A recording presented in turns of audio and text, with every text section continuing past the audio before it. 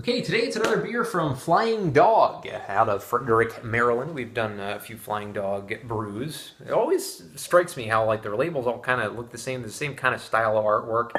And I've never really been a big fan of Flying Dog's labels, which I may have covered in past reviews. I don't know. This is Old Scratch Amber Lager. It's an American red lager coming into us at 5.5% ABV. It's categorized as an American red lobster I got restaurants on the mind. A red lager on Beer Advocate. It's categorized as a California common, like in the style of Anchor Steam, on Rate Beer.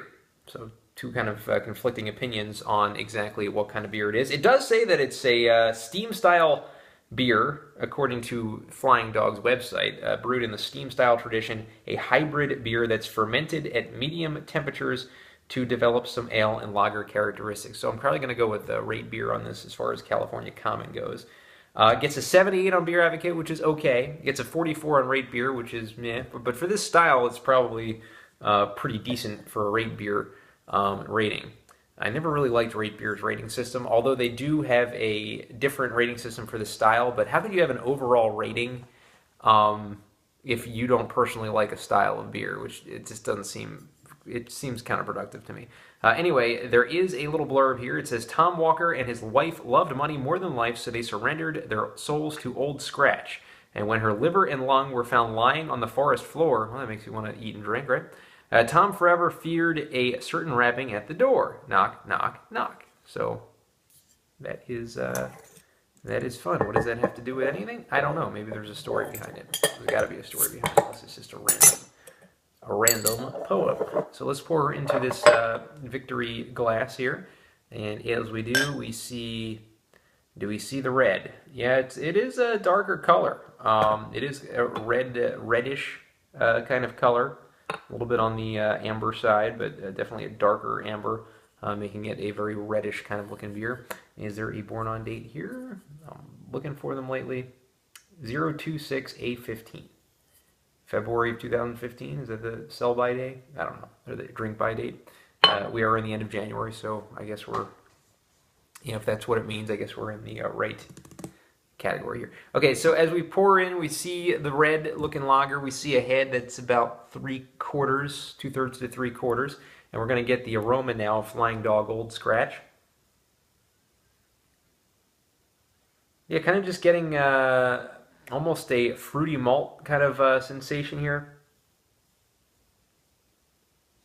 It seems like someone took all the citrus out of a grapefruit in a way. And it mixed it with like kind of an American lagery kind of smell. The barley and the hops kind of smell like a lager. It is a lager, so it should, but just a twinge of some kind of a fruit. Maybe not even, maybe orange. Maybe that's what I'm thinking of. Decent crisp kind of smelling beer. Does not smell hoppy whatsoever.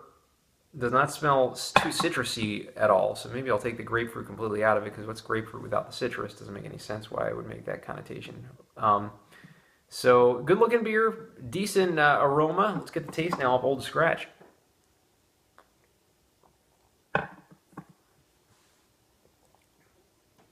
Ooh, wow. Very velvety kind of taste to this beer. It kind of drinks like a harsher, like a red ale without any hops, is what it kind of tastes like. A red ale that's not hopped up. It's a little more malt heavy. I like this taste. I personally really like the taste of this beer. It does have a tiny bit of an aftertaste, the back of the tongue, not too harsh. It puts me in mind of a better style quality of like George Killian's Irish Red.